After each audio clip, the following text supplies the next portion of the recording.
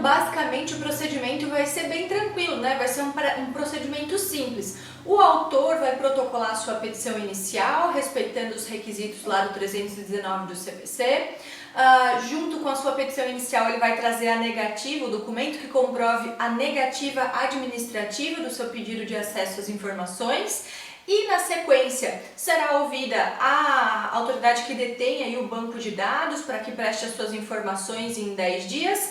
Depois será ouvido o Ministério Público em 5 dias e na sequência será proferida a sentença pelo juízo que vai se manifestar aí se determina que o banco de dados forneça as informações ou então retifique os dados ou complemente os dados que estão previstos lá conforme previsão do artigo 7º da Lei 9507.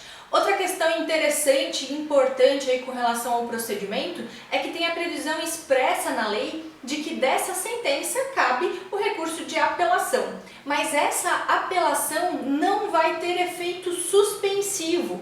Então nós sabemos que em regra no nosso ordenamento processual civil, né, as apelações são recebidas em duplo efeito. Regra geral, a apelação tem efeito suspensivo e efeito devolutivo. Então ela vai suspender a eficácia dessa sentença até o julgamento do recurso e também vai devolver para o tribunal aí o conhecimento da matéria impugnada.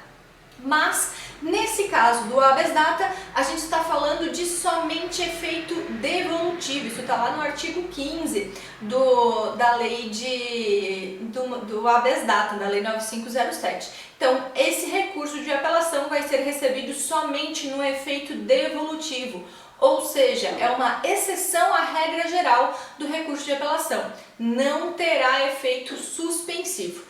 Claro que se o impugnado ali, né, se o impetrado entender que é necessário, ele pode pedir ao presidente do tribunal a suspensão dos efeitos, né?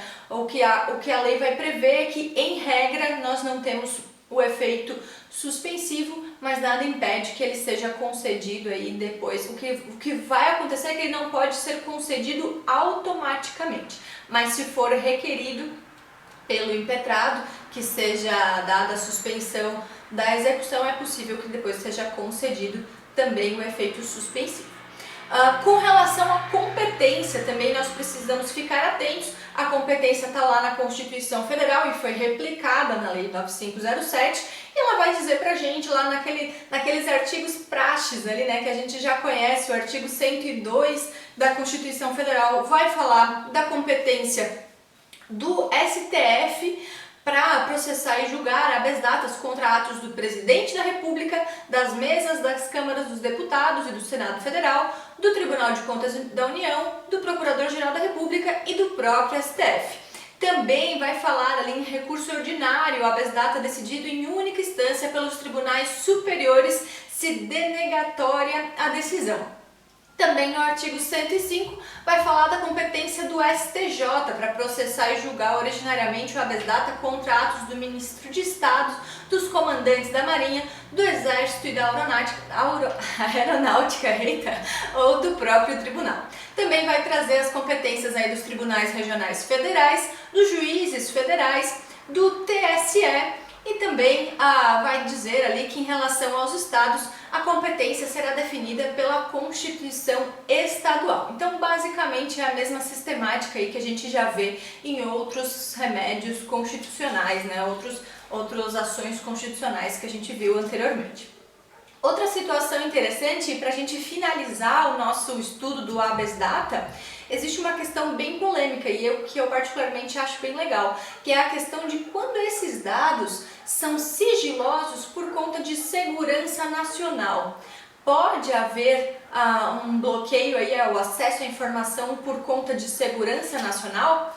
Fica aí uma discussão tanto na jurisprudência quanto na doutrina, mas em regra a doutrina vai ser mais tendenciosa aí para o lado de que, de fato, se você tem dados sigilosos, que o governo guarda dados sigilosos sobre você, sigilosos por conta de questões de segurança nacional, eles podem ser sigilosos para qualquer pessoa, menos para você. Afinal, são dados sobre você.